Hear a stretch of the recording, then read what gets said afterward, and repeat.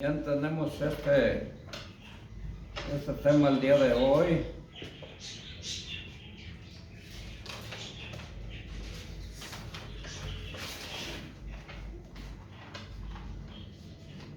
El tema es: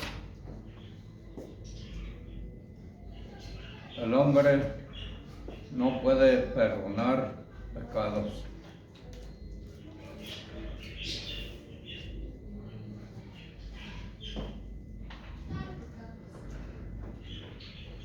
Son dos versículos, el 22 y el 23. Y dice así: para la honra y la gloria de Dios. Amén.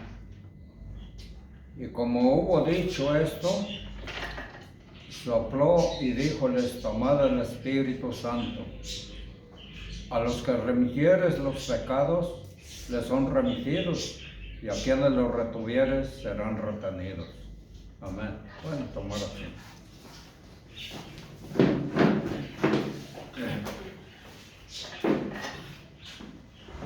Este pasaje bíblico que hemos tomado el día de hoy para esta predicación es un pasaje polémico, controversial, porque en este pasaje precisamente es donde se basa la Iglesia universal, o sea, la Iglesia católica se basa para afirmar que el hombre puede perdonar los pecados, es decir, el sacerdote puede perdonar los pecados. Ese es el pasaje. Entonces es un pasaje polémico, controversial, y vamos de la mejor manera a tratar de explicar lo que nos dicen las Santas Escrituras. El soplo de Jesús a los discípulos fue un signo profético de la venida del Espíritu Santo. Un avivamiento espiritual para sus discípulos fue tanto una preparación simbólica como espiritual.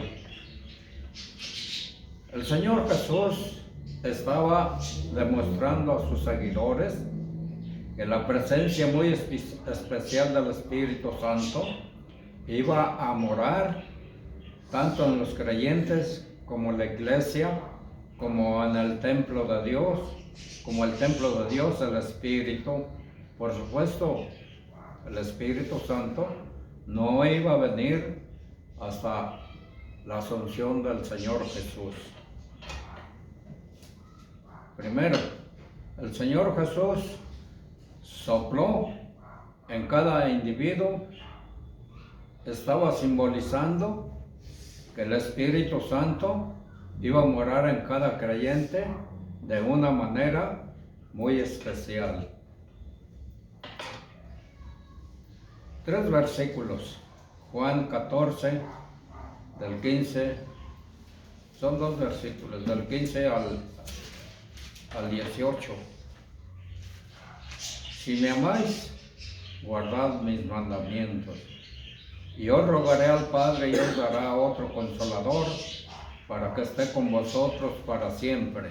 Al Espíritu de verdad, cual el mundo no puede recibir, porque no le ve ni le conoce, mas vosotros le conocéis, porque está con vosotros y será en vosotros.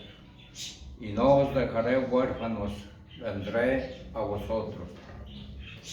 Una persona que ha eliminado a Dios de su vida nunca le puede oír. No podemos recibir el Espíritu Santo a menos que esperemos su venida con adelante expectación y oración. El Espíritu Santo no entra en ningún corazón rompiendo la puerta.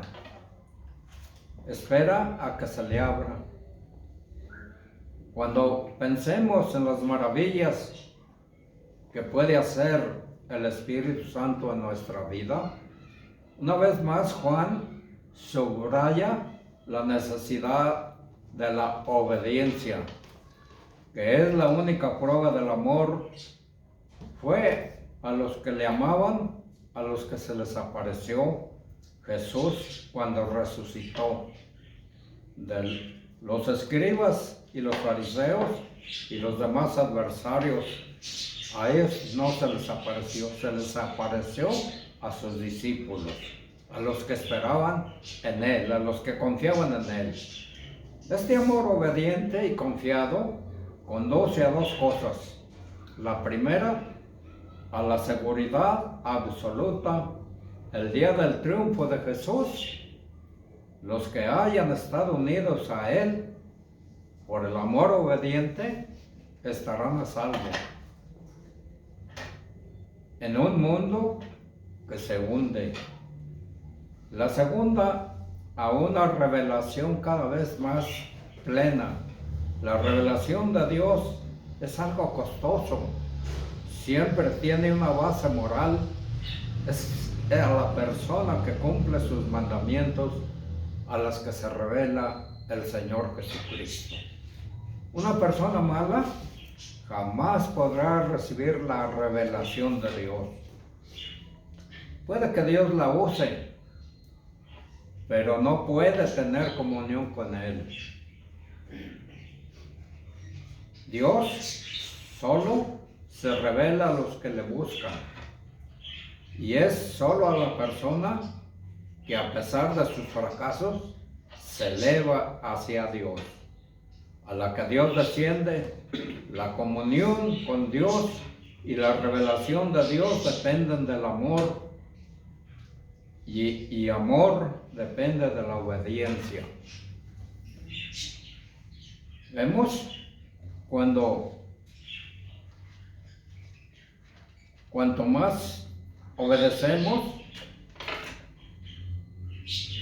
a Dios, es mejor, y entendemos a la persona que anda por sus caminos. No puede por lo menos de caminar con Él. Hechos 1:8. Mas recibiréis la virtud del Espíritu Santo que vendrá a vosotros, y me seréis testigos en Jerusalén, en toda Judea y Samaria, y hasta lo último de la tierra. Habiendo suprimido la curiosidad acerca de la fecha futura de este reino, el Señor Jesús dirigió la atención de sus discípulos a lo que era más inmediato, la naturaleza, esfera de la misión que les iba a encomendar.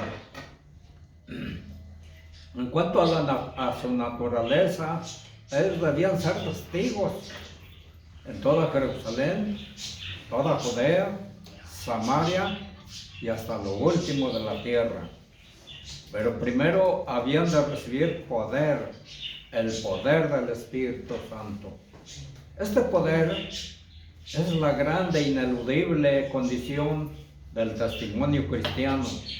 Uno puede tener mucho talento y una gran instrucción, amplia experiencia, pero será ineficaz si carece del poder espiritual del Espíritu Santo.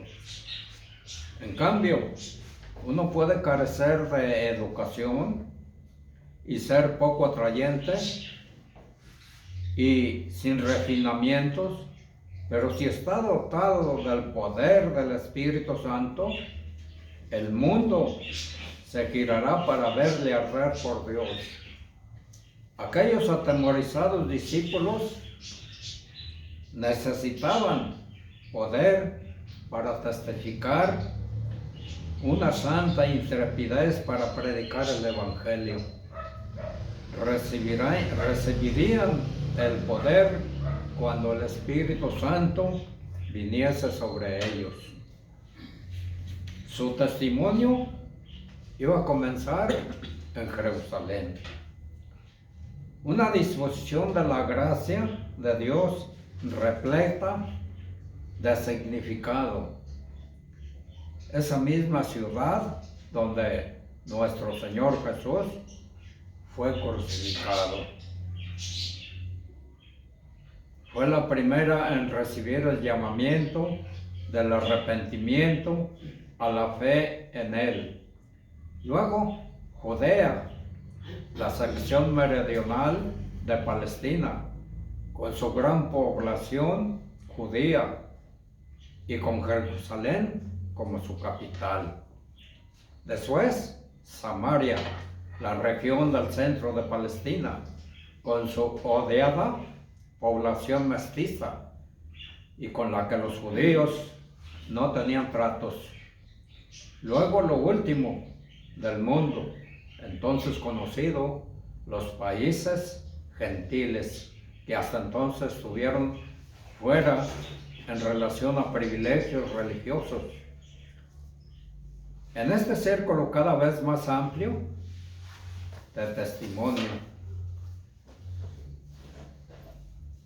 recibiendo el Espíritu Santo, Juan 20:23, nos dice: a los que le remitieren los pecados, les son remitidos, y a quienes los retuvieren, serán retenidos. Allí en este versículo se deben de fijar bien y centrar bien la atención, porque es precisamente este versículo el que es controversial.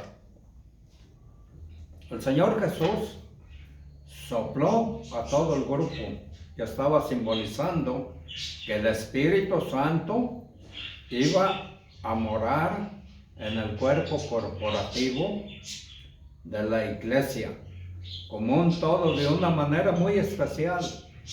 Esta imagen más amplia y acentuada por Lucas, cuando dice que había otros presentes con los apóstoles en esta ocasión. Lucas 20, 24, 30 y 33. Perdonar pecados, ministerio y autoridad. Este es un pasaje en disputa. Hay dos cosas que podemos saber con seguridad sobre su significado. Ningún hombre puede perdonar los pecados de otro hombre. Los creyentes pueden proclamar que los pecados de un hombre son perdonados si reciben a Cristo. Juan 1:12. Mas a todos los que le recibieron, fíjense bien, dioles potestad de ser hechos hijos de Dios, a los que creen en su nombre. Los suyos, su propio pueblo, no le recibieron, pero en un sentido muy especial, la nación judía era su pueblo escogido, terrenal. Cuando Él vino al mundo, se presentó a los judíos como el Mesías de ellos, pero ellos no le recibieron.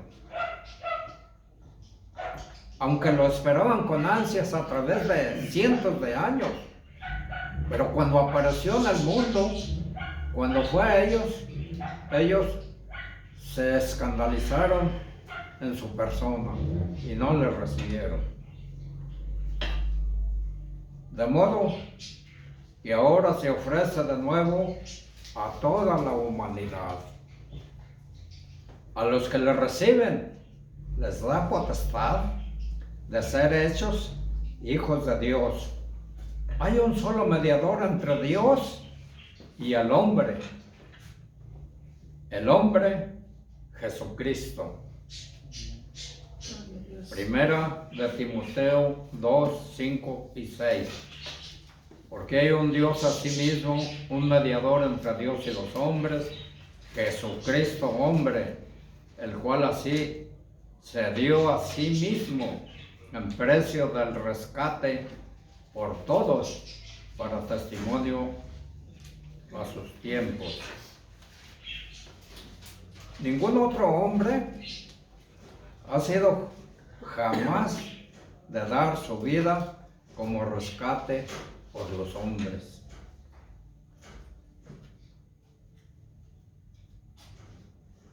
Y para Dios y Cristo, solo Jesús es digno y aceptable para morir como rescate de alguien más. Él solo es el hombre perfecto.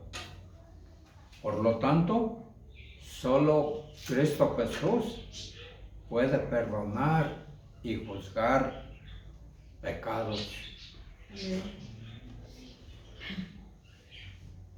Lucas 5, 20, 24.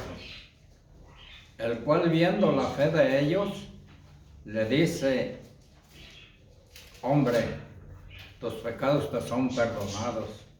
Versículo 21. Entonces los escribas y fariseos comenzaron a pensar, diciendo: ¿quién es este que habla blasfemia? ¿Quién puede perdonar pecados sino solo Dios? Versículo 22. Jesús entonces, conociendo los pensamientos de ellos, respondiendo, les dijo: ¿qué pensáis en vuestros corazones? Versículo 23. Que es más fácil decir: tus pecados te son perdonados, o decir: levántate y anda. Versículo 24. Pues para que sepáis que el Hijo del Hombre tiene potestad en la tierra de perdonar pecados, dice al paralítico: a ti te digo, levántate, toma tu lecho y vete a tu casa. Esta declaración sin precedentes provocó en los escribas y fariseos, y ellos sabían que nadie, sino solo Dios, podía perdonar pecados. Pero no estaban dispuestos a reconocer que Jesús era Dios, y levantaron la acusación de blasfemia. El Señor Jesús pasó acto seguido a demostrarles que Él había realmente perdonado los pecados de aquel hombre que le habían presentado. Primero les preguntó si era más fácil decir: te quedan perdonados tus pecados, o decir: levántate y anda. En cierto sentido, es tan fácil decir lo uno como lo otro, pero otra cosa es hacer ambas cosas, por cuanto ambas cosas son sumamente imposibles. El argumento aquí parece ser más fácil decir: te quedan perdonados tus pecados, porque no hay forma de saber si ha sucedido realmente. Si se dice: levántate y anda, entonces es más fácil ver si el paciente ha sido sanado. Los fariseos no podían ver que los pecados de aquel hombre hubiesen sido perdonados, por lo que no estaban dispuestos a creer. Por este motivo, el Señor Jesús efectuó el milagro que podrían ver para demostrarles que verdaderamente había perdonado los pecados de aquel hombre.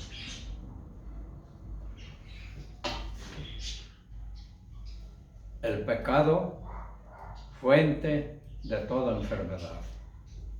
Las verdades que se nos enseñan se nos confirman mediante el relato de esta curación. El pecado es la fuente de toda enfermedad, y que el perdón de pecados es el único remedio para que se obtenga una verdadera recuperación de la enfermedad. El Señor Jesús dice, hombre, tus pecados te quedan perdonados, versículo 20, como si dijese, esta es la bendición que debes buscar y estimar más que ninguna otra. Las cuerdas de la iniquidad son las ligaduras de nuestra aflicción. Que Jesucristo es Dios, esto se echa de ver por el conocimiento que tenía de los pensamientos íntimos de los fariseos y de los escribas. Versículo 22. Por hacer aquello que los mismos fariseos confesaban, que solo Dios podía perdonar los pecados de los hombres. Era el pueblo escogido de Dios, los judíos, pero tenían un pleno conocimiento de que solo Dios podía perdonar los pecados. Por eso ellos se escandalizaron. Cuando acudimos al Señor Jesús, debemos actuar con diligencia, con urgencia y hasta con importunidad. Los amigos de este paralítico hicieron todo lo posible por introducirlo delante de Jesús. Tuvieron que quitar las tejas del techo para bajarlo donde estaba el Señor Jesús. Lo metieron por el techo porque en la casa donde estaba llena de personas y tuvieron que quitar algunas tejas para bajarlo al paralítico frente a Jesús. Cuando acudimos al Señor Jesús debemos actuar con mucha diligencia. Cuando estamos enfermos debemos poner mayor interés en que nuestros pecados sean perdonados. Queda en que se curen nuestras enfermedades. ¿A quién llevaron los amigos del enfermo? Para que fueran perdonados sus pecados. Al Señor Jesús, a Él lo llevaron.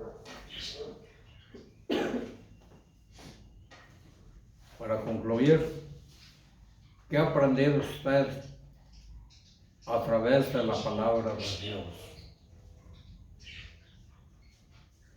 ¿Cree que el sacerdote de la Iglesia Universal está autorizado por Dios para perdonar los pecados de los hombres? Recuerde que los judíos pensaron en su corazón, ¿quién puede perdonar pecados si no solo Dios? Amén.